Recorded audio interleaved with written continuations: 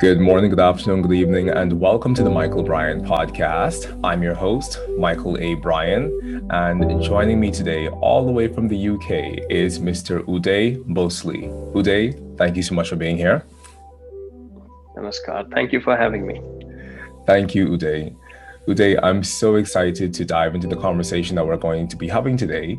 But before we get there, for those of you who this is your first time joining us here on the Mychal Bryan podcast, this is a podcast where I interview yoga teachers, mindfulness based leaders, and spiritual practitioners from all around the world on the different components of their spiritual practice and how they're using their practice to not just change their own lives, but also change the lives of others. So if you want to continue to be a part of the momentum that we're building here on the Mychal Bryan podcast, give yourself a moment, go down below, like this amazing video, as well as subscribe to the Mychal Bryan podcast wherever you find us, here on YouTube, on Apple Podcasts, Spotify, or wherever we are on the internet. And also share this podcast with your other yoga and mindfulness-based friends, because more and more people need to hear from these amazing teachers from around the world. Now, Uday, once again, thank you so much for joining me today. I'm really excited to talk to you, and especially after hearing a little bit about your story earlier, I'm definitely wanting to dive in. So thank you again. Thank you. Now, Uday, you are an Iyengar Yoga teacher, and you Mhm. are based just outside of London, you said. And That's correct.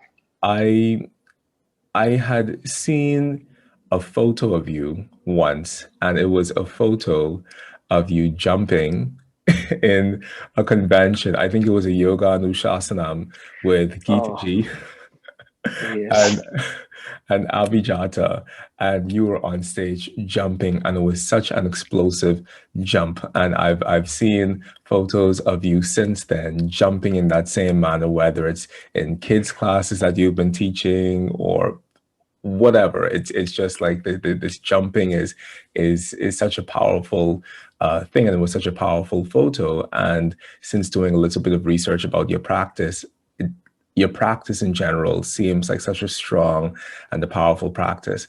So I definitely want to talk to you about where that comes from. But before we go there specifically, I want to know just who you are, where you are, and also how you came to Iyengar Yoga. Well, who you are, perhaps that's the question people spend their lives finding. So you've put me in a spot right in the beginning to answer that.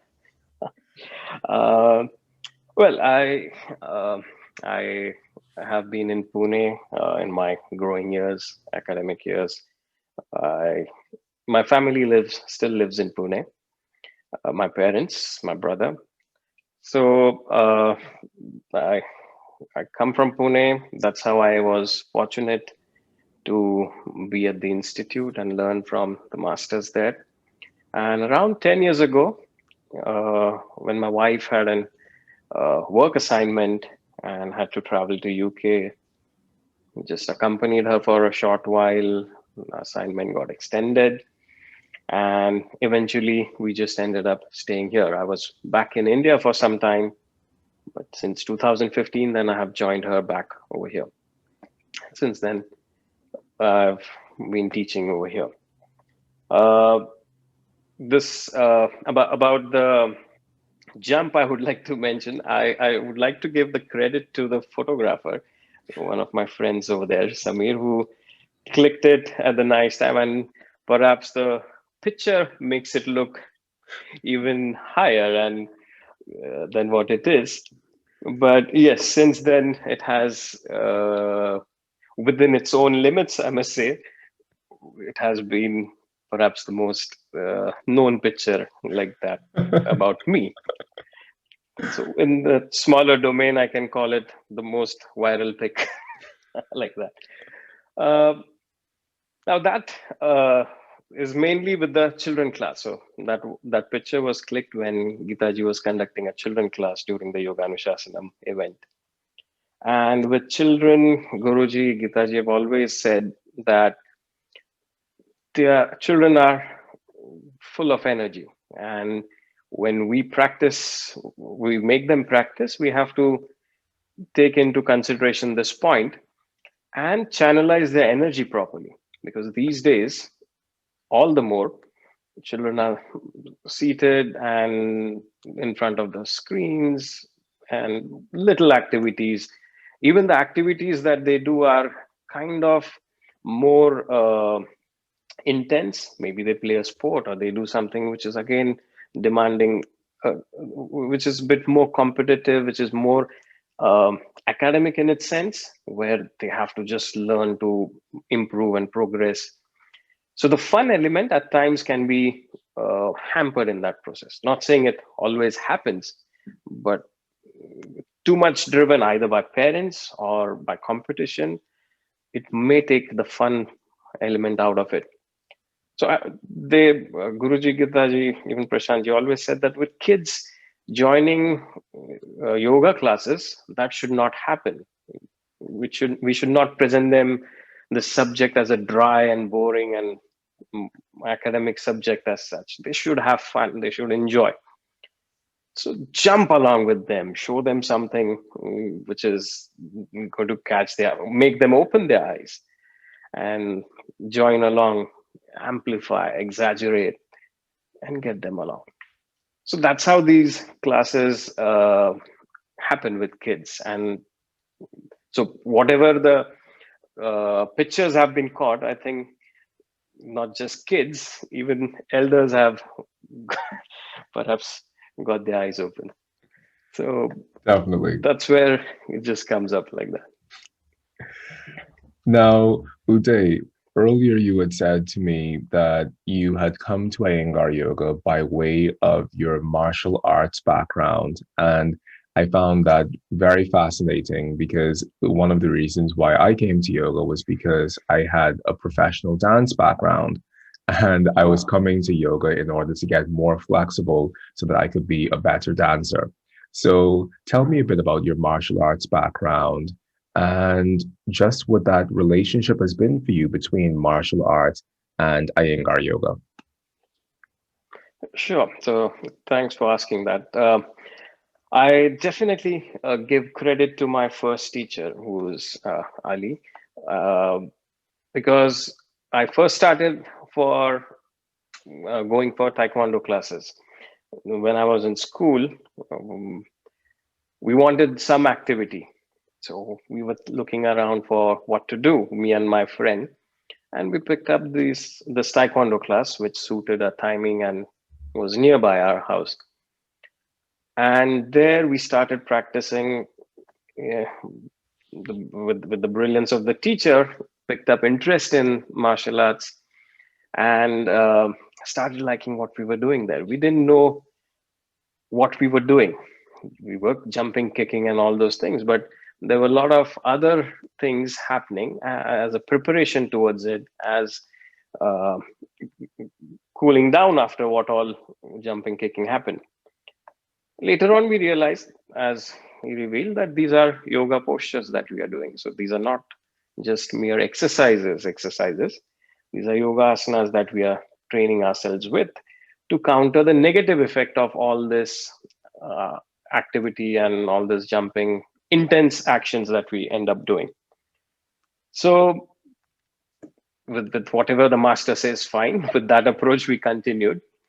And looking at the interest, looking at the way I was keen with all this practice, then he suggested I should go to the institute to learn more. Now, to I should be honest here. To be honest, as a child or as a youngster, no, I wasn't child anymore, but youngster around 17, 18 years, while we were doing martial arts and used to be pretty tough training then. So we have that pride that, okay, we are doing something which is above normal or it is something quite special. And after doing that, the master is suggesting go for a yoga class. So far, the yoga always, the immediate picture which came to the eye was someone sitting with the eyes closed, perhaps someone standing in Rukshasana, Why would he tell that? I thought we used to think this is something in old age. Like you can't do anything else, sit quietly, and this is what perhaps people do. But then it's the martial arts teacher. It's a master saying, so no questions followed. Hmm. Once I went to the institute and then saw these phenomenal teachers, I happened to witness the class. So I remember being in Geetaji's class, and the first class, I rather we started going to his class, like my teacher Ali, who was teaching there, so beginners class. He said, "Okay, we'll start with your classes. We know you. We know what you teach." But then he said, "You have to go. You've been with the beginners classes enough. You've done the syllabus enough. You should be here." In that class, it literally felt like we were whatever 50, 60, 70 odd people there. It felt as if she's teaching individually to me. She's she's able to understand, okay, where I feel stuck. She has just said that. How to how to get over that. She starts. So it was literally like she was taking me through the practice. And I looked around. There are so many people. How can she keep an eye only on me? And then later on, I realized like this is a common phenomena in her class. People do feel that, and that's what perhaps made her great. I was surprised. That was completely new to me. I never realized this kind of, I never had this kind of experience. And that appealed to me. That made me stick over there. And I'm really glad about it. So as years passed by, uh, of course, the interest just grew, made friends over there, which are lifelong friends. And that helped the bonding, camaraderie over there. It was really nice and special. So that's how I would give credit to my teachers, the friends which I have made over there. That's how I've happily been part of this family, I would say. Uday, that's an amazing story. And I really love this thing that occurred within your mind where you had this vision of what yoga used to be or what you thought yoga was. You said people with their eyes closed or someone doing vrikshasana. And Or and going upside down, Shirshasana maybe. Yeah, yeah, and really just because of the relationship that you had with your teacher, you trusted him enough in order to allow yourself to be in that space and be in that process and study at the institute.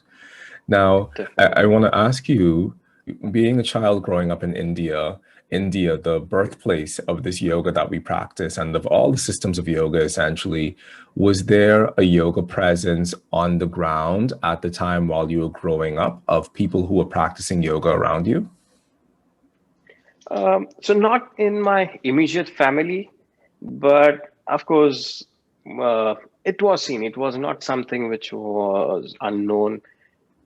We would see pictures, images here and there, and we had heard about Mr. BKS Iyengar living in Pune, barely a kilometer and a half away.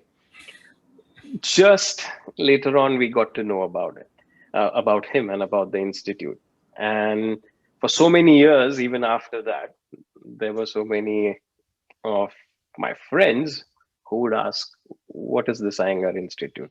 And and I used to feel really surprised about it because when I went at the institute, I had seen people travel from all over the world. They spend whatever time there, and they really look forward to that time.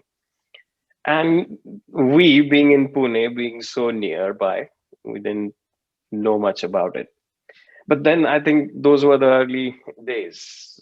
Doesn't Now it's completely changed. So it was there, but not so obvious, or in my case, and not in the immediate family. No one in my immediate family. We had people playing different games and sports mainly, but no one into yoga practice as such. And that's something that I've always found very interesting because I have friends in India and friends from India who shared the same thing that you've shared, and that they started doing yoga because their Western friends were doing yoga, or they started doing yoga because of some other reason, but not because it was necessarily a part of their upbringing, or not necessarily because it was a part of their immediate environment. And today, as you look back on that time when there were so many Western people who were coming, but you within the community didn't really know about it, why do you think that was, that there was this disconnect between the community or the environment really plugging in to this yoga that was so meaningful to so many foreigners? Why do you think that that wasn't happening within the community back in those days? I I think it's maybe the mindset that most of us have. Like what I have is fine. It's what I have easily accessible, what I have which is achievable or attainable seems fine. But what somebody else has is always much more lucrative, looks more interesting. So I think on those lines, maybe the other concepts, the other, if we typically just limit it to the exercise oriented approach, the other forms of exercises were properly marketed or popularly seen around, and that seemed more interesting. Maybe with music, maybe with fancy clothes. But then this is there since ages. People have been practicing. And as Guruji has said in his interviews, people used to think that a yogi has to be somewhere in the forest or somewhere in the jungle, Himalayas. Yeah, so people had that opinion about it. I don't know how that builds up, but then people think that, okay, to do yoga, you have to go somewhere on your own, alone like that. And maybe that's why you do it in the old age when you have done everything in your life. So that is how I think it was perceived. And because it is there, already there in the system, in the culture, it's there. It's something which is old. We want something attractive, something new. But I think that was again then. Now things have changed. People have realized its importance. People have realized how it is appreciated elsewhere, and they have awakened, I think. So now the scene is completely different in India. Even government has, with all these efforts of actually big teachers like Guruji and other his other contemporaries, government has understood and picked it up. And there are now government policies and backing for propagation of yoga studies. There's a separate ministry in India which deals with it. Now, Uday, what do you think is the thing that sets Iyengar Yoga apart from other systems of physical movement, as well as other systems of yoga? Um, to be honest, I would be the wrong person to put up a comparison. And anyways, comparisons are not really good because see every system, if it exists for these many years, it would have some footing or some positive thing to it. And what Guruji used to say is, see, it's all finally yoga which Patanjali has put in his sutras. So even he personally didn't take much joy in labeling it as Iyengar Yoga. Initially, when it was labeled as Iyengar Yoga, he said, "This is Patanjali's yoga. What is this Iyengar Yoga?" But because of the convenience of the identification, people had this need to identify that his teaching methods are unique, and that unique method was labeled as Iyengar Yoga. So that's how it got its name. Now, I personally don't have any experience of any other school, so I cannot, and I would not dare compare it with any other thing. Uh, I would rather say what appealed to me to stay stuck to this and continue with it was I never felt the need to try and look out for something else because the the vast group of people that can be addressed and the way it can be tweaked was quite interesting to me. It was not a fixed set of rules, or it was not a pattern where okay, this is how things will happen. It was not rigid because when we used to teach children, the approach was completely different. We had sports batch where sports persons would come. The approach was completely different. Beginners classes were different. General classes were different. There were ladies classes which were conducted taught differently. There were senior citizens who were dealt with separately. Not to mention therapy classes, where every sort of ailment we saw people struggling to walk in, being helped by two or three people to get into the class. In the classes, we had many assistants working on them, and Guruji, Gitaji, Prashantji guiding them what to do, and then noticing the changes that they had. So all that was quite like eye-opening to me. It was phenomenal to witness this. And as days passed by, I was just getting more and more grateful about the fact that I landed here. And that's why I give the credit to my first teacher always, because had it not been him, I would have not, being just a kilometer and a half away from the institute, I would not have had the opportunity to go there, or I would have never thought about going there. So all that was more appealing to me, to see how unique this approach is, how special and how flexible the teaching methodology is, how adaptive it is.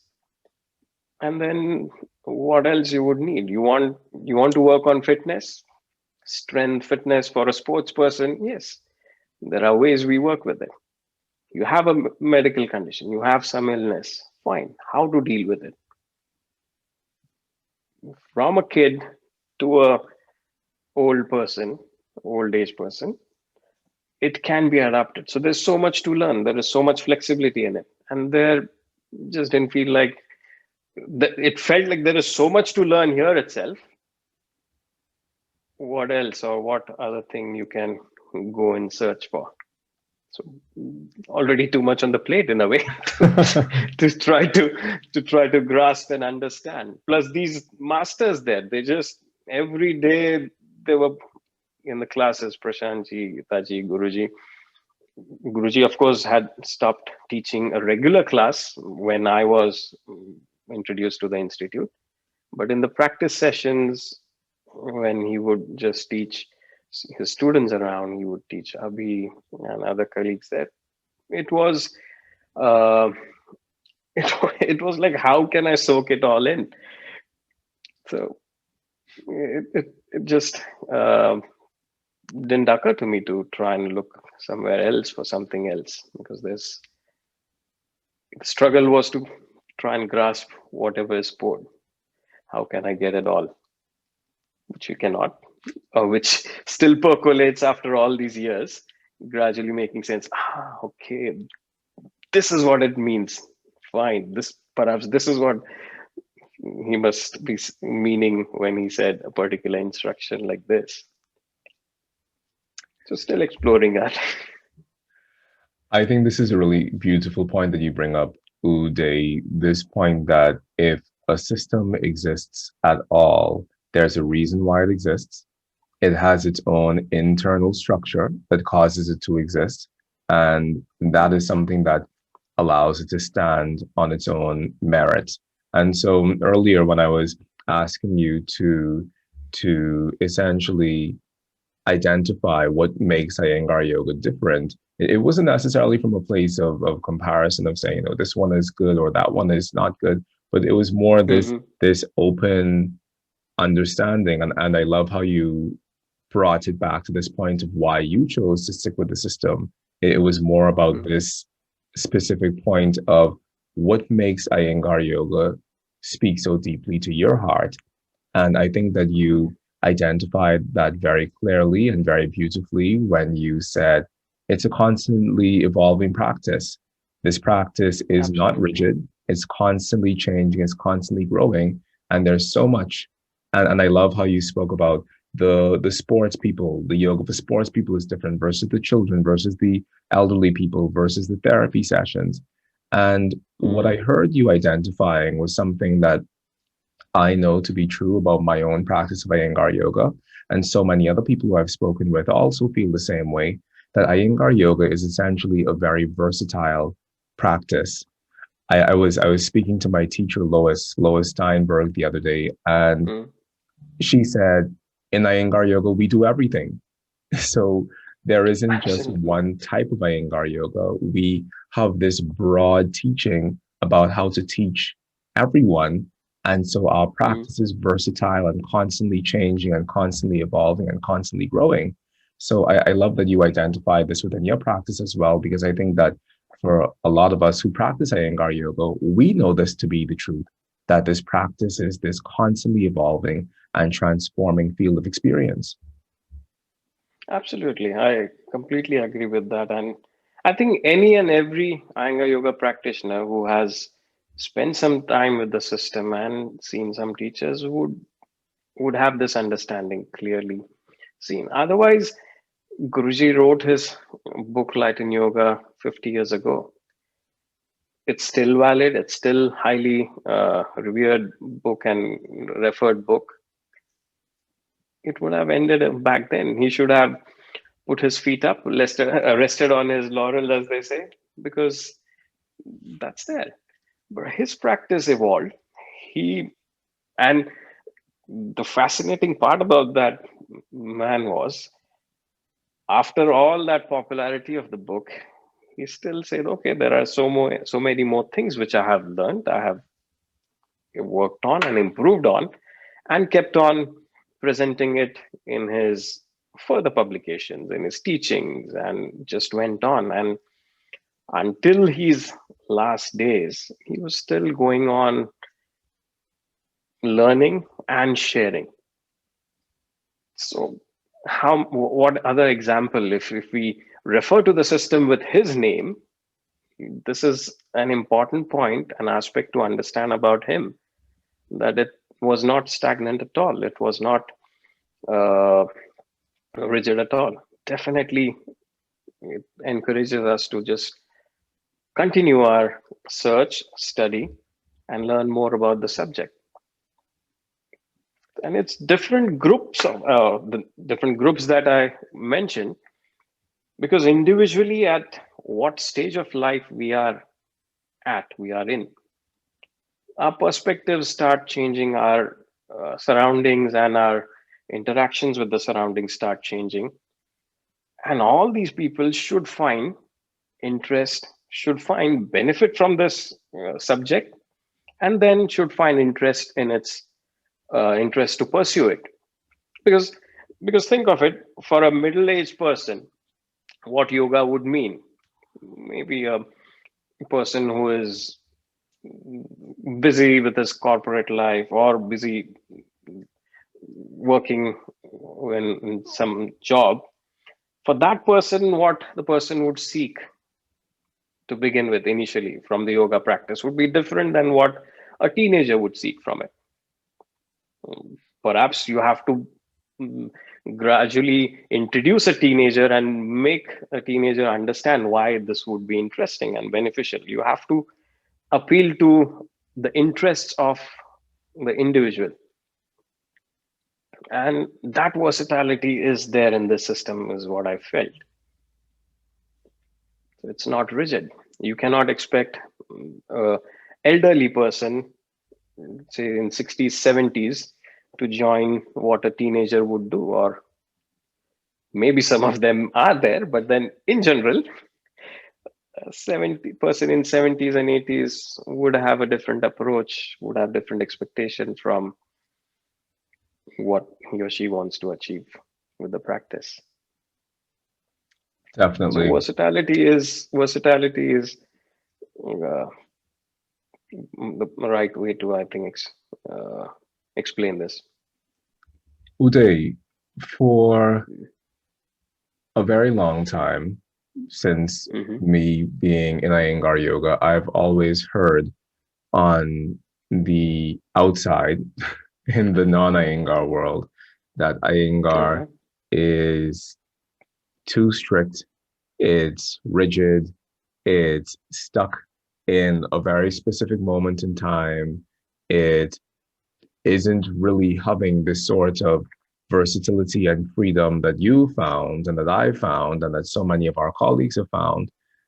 And I think that there's this general impression within the world as to what Iyengar yoga actually is for whatever reason. What would you say to a person who hasn't found this sort of freedom and joy within the practice, who, when they look at Iyengar yoga from the outside, they see this very strict and rigid system that probably doesn't feel so welcoming? Uh, I understand, and I have heard this uh, on my own as well from outside. Strict, yes, definitely.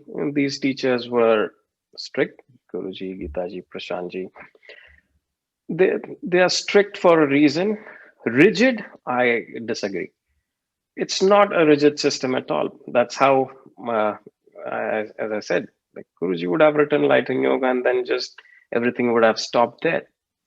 It's not a rigid system at all. And there are other examples. If you remember, uh, in Guruji's visit, I think when he visited China, China, or where was it? In one of in his late 80s, early 90s, I think, at one of the places, he said, all these years, I was actually mistaken. In Baddha Konasana, when we sit on some height, we should sit on uh, The chumbal, chumbar, which the is chumbal. chumbar, yes, the donut shaped prop. That's when it came into existence as a prop. So he had seen this prop being used on top when uh, ladies in rural areas, they used to carry pots, heavy weight pots of water on top of their head. They would put that chumbar on their head. So he said, our buttock is round shaped. The bone over there is to be supported. The part is to be supported in a round shape. It will find better support instead of something flat. So I said, all these years, he said, uh, I was mistaken all these years. This would be even better. Height under the buttocks gave some benefit. That was the idea. But even better would be to have something like a chumbal on top of it. Now, a person who has achieved all this name and fame and appreciation for his work over his life, what is the need for that person to say this in his 90s? He doesn't have to prove anything anymore. So is it rigid? He would have said, and people would have easily accepted that. Like, this is the way. What I taught then, that's how it is. But his teachings changed. He would never have the same thing. Means you will hear it from so many teachers that he said, what I taught that was yesterday. Today it's different. As they say, you don't step in the same river Twice. uh, twice. So that's how his teachings were. He would just go on evolving. So rigidity is, um, it's unfortunate if people have this view of it. It's absolutely not rigid. Maybe people get this idea. What I'm guessing, This idea comes from perhaps the way the teachers are encouraged, beginning teachers are encouraged to teach, to keep it safe for their students, first of all. Then, as a teacher, because if I'm going to teach somebody, it's the safety of that somebody was his concern, perhaps. And so he maybe have some rules over there that, okay, do this, do this, do this, don't go beyond this. So it keeps all of us safe in a way. As a teacher, it's my responsibility to understand, okay, if I find something mentioned as a rule or maybe something given as an instruction to me, what is the reason behind it? If I understand that as a teacher, I have a better understanding how to deal with my students. And then whether I have to go with that exact rule or I have to add on something extra to it, that can make it appear flexible. But if it comes up like, no, this is how it has to be, that would be a wrong part on my behalf as a teacher.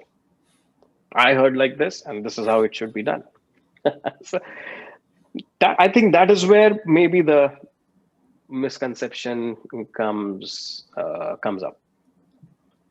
But as a teacher, it's our job to learn, to understand what has been taught, what is the underlying idea there, and that would take away this concept, then this misconception away. I think on a human level, it is very difficult in general for people to balance and walk the fine line between being strict and being rigid.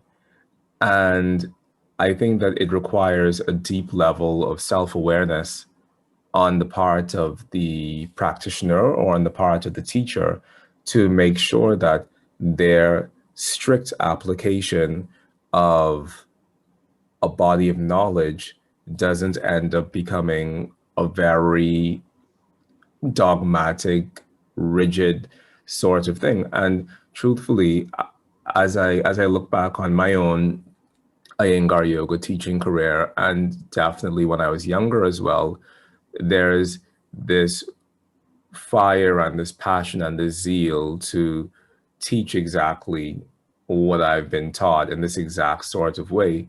And I've had to sit within myself and really question this thing of, are you being strict or are you being rigid? And where's the, what can you intelligently and with maturity distinguish between those two realities? And I think that this whole situation with COVID has really been a blessing insofar as it has allowed us to teach online and to teach on Zoom. And teaching on Zoom, there's a lot less ability to be rigid with anything because the dog comes in or the child walks past or the phone rings or someone has to rush and do something and then come back in on the screen.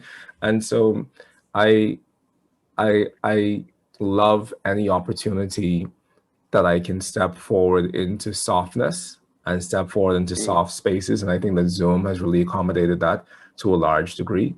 But I also love this point that you made that yes, the teachings may be strict because of whatever we get from our own gurus, but at the same time, it is strict insofar as the river has to have a shape. Mr. Iyengar, he speaks about this in Ashtadala Yoga Mala, where he says that the river has to have a shape, but it's essentially a river balance, and yeah. it's essentially still a field of flow and still a field of constant change and dynamic transformation.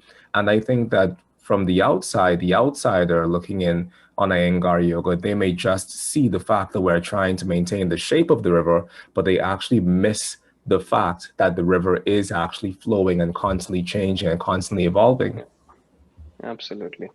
Absolutely.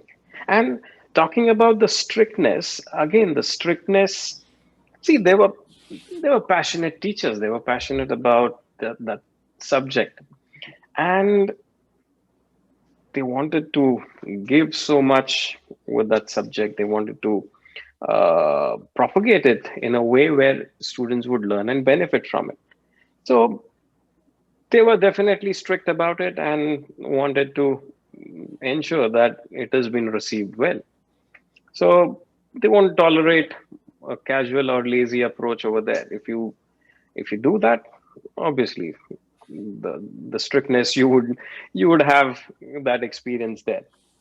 But apart from that, they were it was so nice to so interesting and nice to be along with these people. Again, you would have so many other teachers sharing their experiences of how different functions, different occasions at the institute, outside the classes, how they would get together with Guruji and his family, and they have their memories, what they'll share.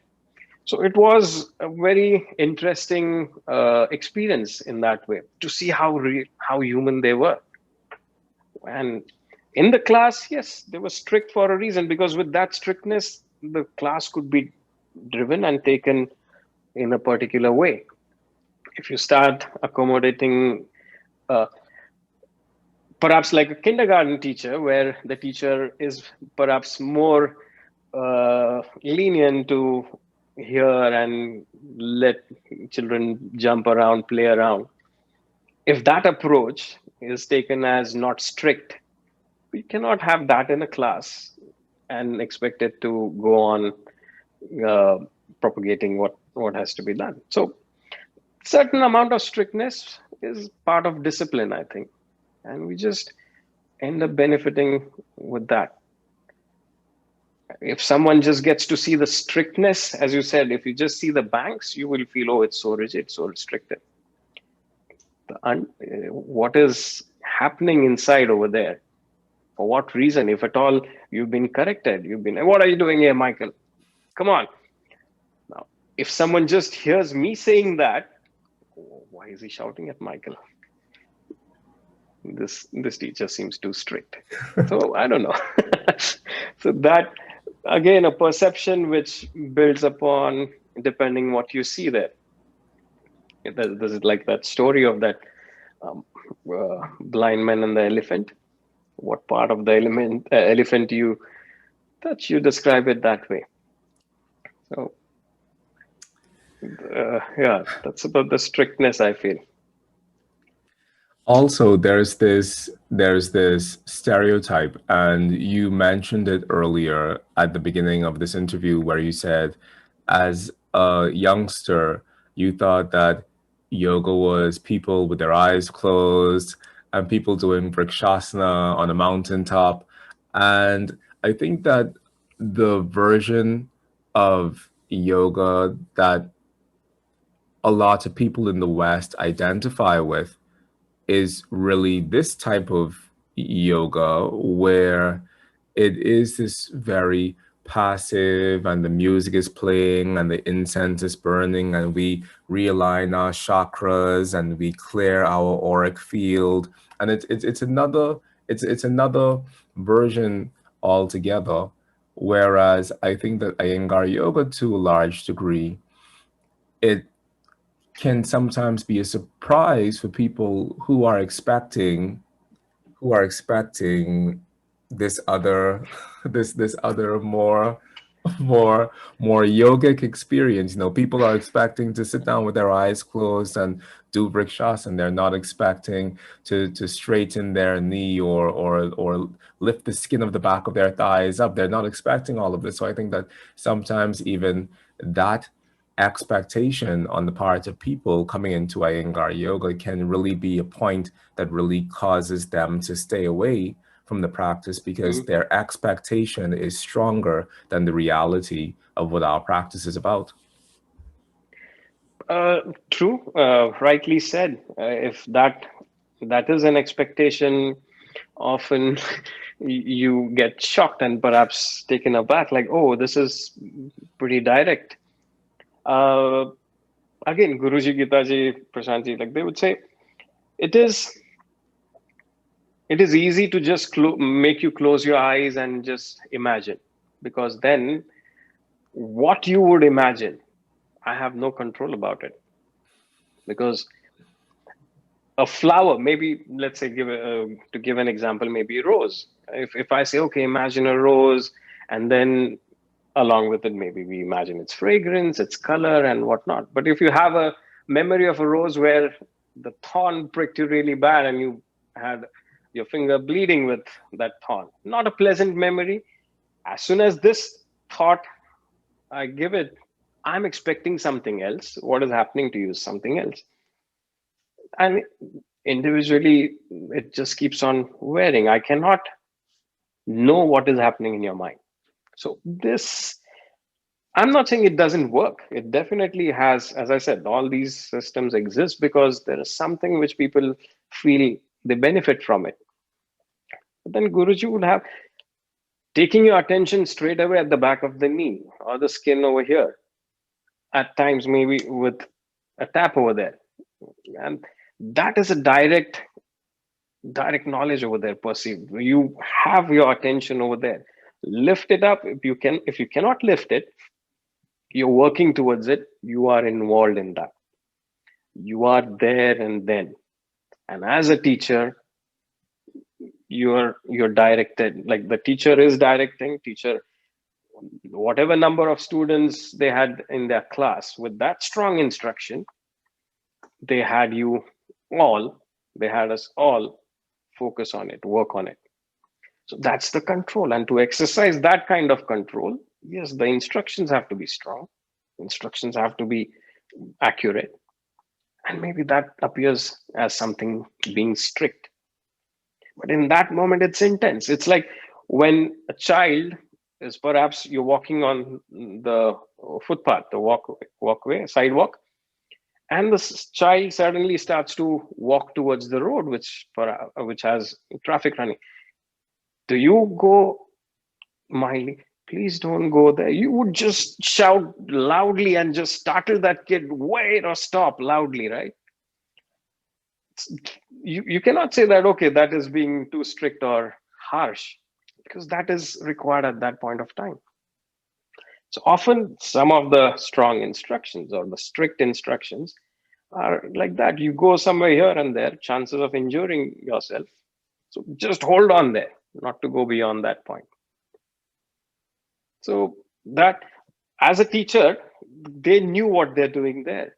But if I just see the strictness and I start copying it as a teacher, okay, I've seen my master teachers doing this, I should start shouting. It gives a wrong impression altogether. So that is something we have to, I think, remember, and perhaps that is how it is perceived, as it is more strict, more rigid. Now, Uday, after your many years of practicing Iyengar Yoga, you have been in so many classes, learned directly from our master teachers in India, and you have had a lot of time to teach and to take those teachings into your own life and share those teachings with people all around the world. What for you represents the real core of Iyengar Yoga, behind and beneath everything we may say about alignment and everything that we may say about the physical things that people know about the practice, and the props and the strictness and the discipline and all of that. What for you has really come out as being the core essence of Guruji's teachings? I feel compassion is what comes to my mind immediately when you ask me this question. Uh, in spite of what all perception is out there, because that getting back to that example of a mother or a parent shouting at the kid who was running towards the road, it's because of compassion. Parent doesn't want the child to get hurt. Perhaps the child will be scolded not to do this again, because it's again that compassion for the child not to get hurt. So all that strictness, all that disciplining is again because of compassion.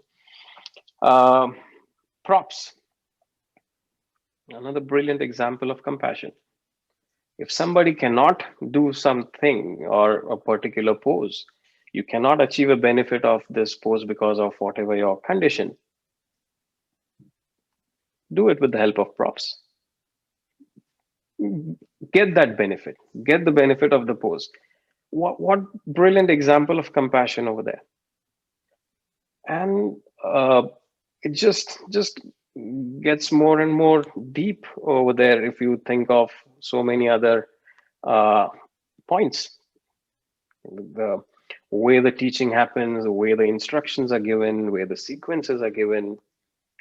So I feel compassion is a very strong underlying, the core part of the Iyengar yoga system there. Interesting point about Zoom, what you mentioned. Yes, it's a complete different setup. And in the beginning, as teachers, we had this as a big problem. It was a roadblock in a way, what to do. We are so hands on with our teaching in the class. We show you, we correct you, we give you props, we adjust you in the pose. It's a hands on experience all the while. So it was like, if this stops, what to do?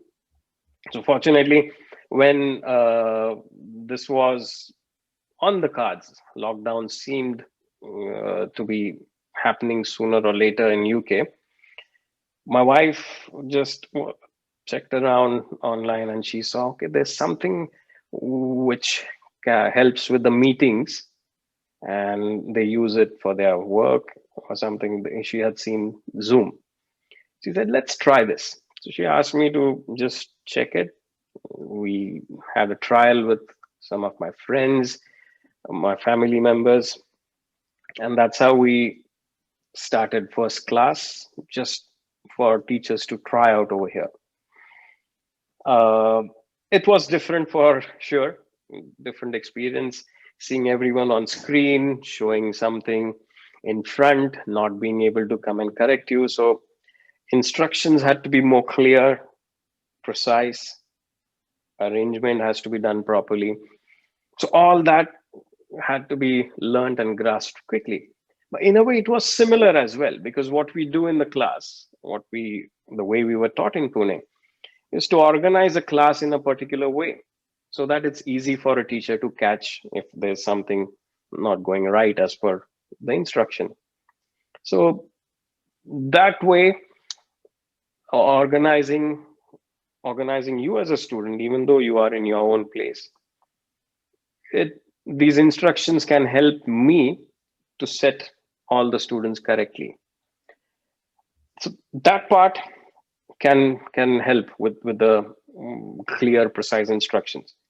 But then being flexible, being considerate about what you can do with the limitations of whatever props you have, whatever limited space you have, whatever things you need to look after or look at. As you said, your pets around, kids going here and there, postman coming, or someone coming to fix the boiler. Does it mean you disconnect from everything? No, you cannot. Does it mean that you are not practicing while you're doing this? Again, it's not. So it is a nice reminder in a way for us to understand how, as a practitioner, we should not be getting rigid, because often that rigidity can come as a practitioner when I become, this is my time, this is how I will do it. It's good to have that kind of discipline, but then that discipline should not become rigid. It should not bring that hardness. So if a mother needs to attend the child because she's at home, because the child is at home, I cannot say that, why did you come out of your Trikonasana? that would be inconsiderate of me as a teacher. That would be inconsiderate of that mother. If she cannot arrange the child to be looked after, she has to attend the child. Another perhaps example of learning compassion as teacher and as students, not to get distracted or not to get frustrated about, oh, see, I was in Trikonasana, I was getting it, and the doorbell rang.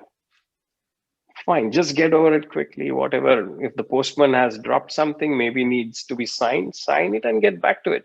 Don't let that go on in your head. Why did the postman come? He had to come this time, and now I've lost whatever half a minute, 1 minute of what was being told. You go on wondering, you go on with that thought, and then you've lost the other 5-10 minutes because you are still stuck in that past. So, with this current situation, current scenario, how can we cope with it? How can we learn to cope with it? It's a it's a good example for us to learn from, both as teachers as students, and we have to adapt to the mannerisms with whatever props available. So there, the rigidity of props also can be overcome. Like a prop has to be of a peculiar kind or a particular kind, a particular brand, perhaps not necessary anymore. You can learn to make shift, because that is how the props came into picture, right? Guruji used to pick up things which he would see around, which were commonly available in houses, and that is how they were used. So we are challenged, or we are made to think on that side, that dimension as well. So it is definitely a learning experience. We have to all learn. If we stay rigid, we would not carry on doing what we were doing. Uday, I love this point that you brought up about compassion and how essentially the fire of Guruji is the fire of compassion. And Absolutely. I am completely there with you. And especially the thing about being gentler and kinder with ourselves, especially within the Zoom environment, to allow ourselves to still show up and to still stand in a place of holding the light of Iyengar Yoga for our students, no matter where they are around the world, but still allowing them to have a touchstone or a point of connection with this beautiful system and these beautiful teachings. I think that that has really been one of the greatest gifts that these last 2 years have given, 2020 now moving into 2021. There is something that happened to me last year, I think midway through last year, where I was teaching and teaching and just teaching these classes on Zoom. And then midway through last year, I looked at the students and I realized that they were starting to get that light on Iyengar Yoga through the Zoom Mm. screen. And these were people who had never done Iyengar Yoga before. They had never had any contact or connection with the system. But this thing that in my mind, I had to be physically present with the students in order for them to receive, they were able to Mhm. receive it by just being present and being in class through the Zoom screen. So I think that even this Zoom has shown us that even this distance that we're having isn't a limitation. If we hold ourselves with Absolutely. integrity for this system and for these teachings, we can still share these teachings with everyone. Absolutely. And that speaks of you as a teacher. Not You're not being rigid over there. You Whatever the situation is, let's get together and practice. And that's exactly what was the thought when we started with these classes. And you're absolutely right. That's what every week I get so many emails, and I'm really happy about receiving these emails where students have been saying how they have benefited with this practice, how it has helped with their practice, first of all. They've been practicing for 30 years, 35 years, and then they're realizing something new through the screen. They had never thought it would happen this way. They have learned to connect better with their practice. So all these experiences are really touching and heartwarming to read about, and they keep coming regularly. So it is definitely something, as teachers, if we adapt to it, we can we can come over this adversity and the necessity of not being in presence in the same hall. Whenever it happens, whenever that can happen, of course it has its benefit, and those benefits can be achieved. That kind of interaction, those benefits can be achieved when that is possible. We should not feel stuck, or we should not have that remorse of not being able to do that.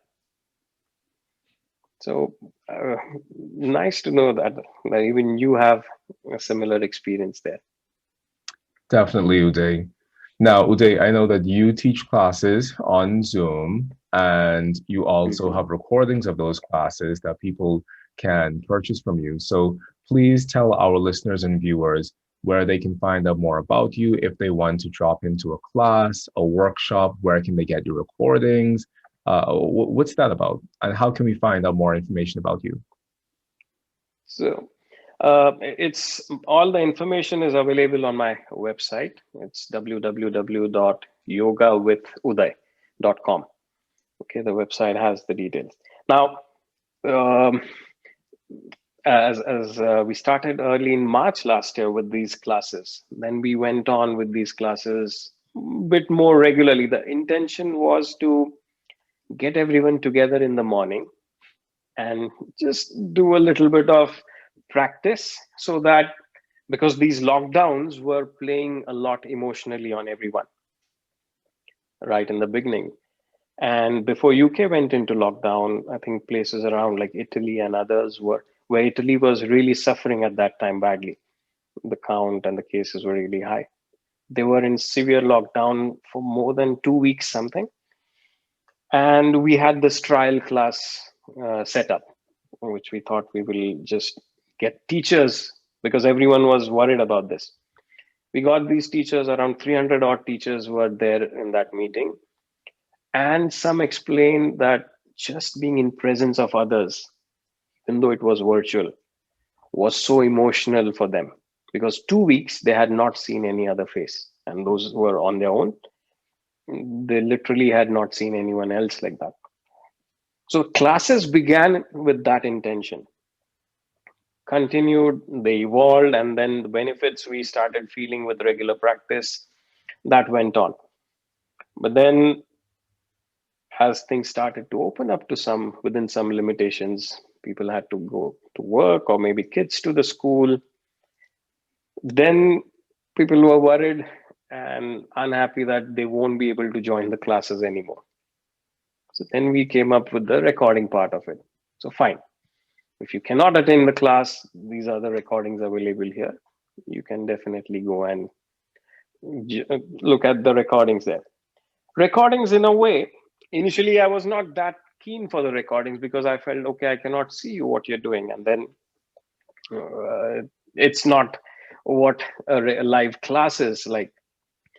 But then, as initially we started with the Zoom classes, where it's not as what we do in the actual classroom, this is different. So adapt to this.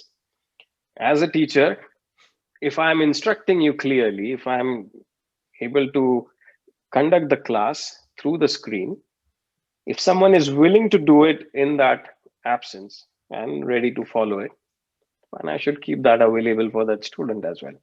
So the recordings were also then brought brought up, and so I regularly teach these classes. There are students from different time zones now, because that thinking had to change.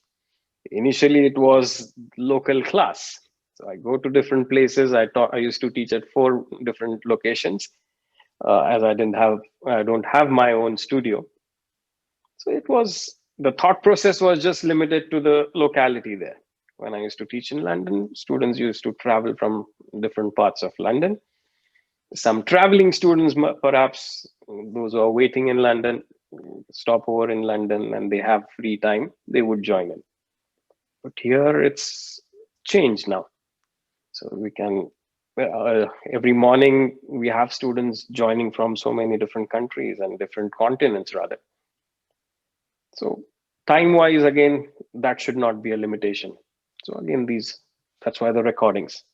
So both classes, they're listed on the website, and the recordings are also available to rent from Vimeo over there. As well as workshops. You are teaching workshops this year. Workshops, yeah. So uh, we had summer and winter intensives conducted last year, where I used to usually conduct an intensive in Cambridge, which was summer intensive. So that teacher said, "Why don't you do it online?" So that's how those workshops started. Then the other commitments which I had in with some other studios, uh, associations from different other countries, as they have been inviting. So if dates and times are matching, we have been doing few workshops there as well. Amazing, Uday. Uday, I'm so deeply grateful to have had this opportunity to sit down and speak with you. And I'm going to put all of your information down below in the description box so that our listeners and viewers can plug into your work and to learn more deeply from you, because I've learned so much from you just sitting down here and having this conversation. And I'm sure that at this point, our listeners and viewers want to continue to do the same. So I'm going to put all your information down below so that they can plug into your work. Oh, thank you. It will be nice to, yeah, have it there. It has been pleasure. It has been nice to talk to you too. It most definitely has been a pleasure for me, Uday, and I'm so deeply grateful for you taking time out. And I know that we're on completely different time zones. We started at 7 a.m. for me, and it was 12 p.m. for you. So I'm just so grateful that everything aligned for us to be able to have this moment together. And from the bottom of my heart, thank you for holding this fire of compassion of Iyengar Yoga within yourself, and for continuing to share that fire of compassion with others all around you. Thank you. It has been a privilege to have learned from these great masters, and it has been a privilege and honor to just be able to do what we are doing. So thank you. Thank you for this opportunity. Thank you for having a chat with me. You're Namaskar. most definitely welcome. And to our listeners and viewers out there, if this is your 100th time plugging into the Mychal Bryan podcast, or if this is time number one, I just want to say thank you from the bottom of my heart for continuing to come and share in this virtual space of mindfulness and yoga with us. I receive your love, your encouragement, your feedback, and your support. So if you want to continue to be a part of the magic and momentum that we're building over here on the Mychal Bryan podcast, yes, do go down below, like this amazing video between Uday and myself, as well as share this video with your other mindfulness-based and yoga-based friends, and subscribe to the Mychal Bryan podcast wherever you find us online so that you can continue to plug into these amazing conversations with these amazing teachers from around the world. So until next time, I'm your host, Mychal A. Bryan, leaving you in love and peace and hope. Until we meet again, have a good one. Bye-bye. Uday. Thank you. Thank you.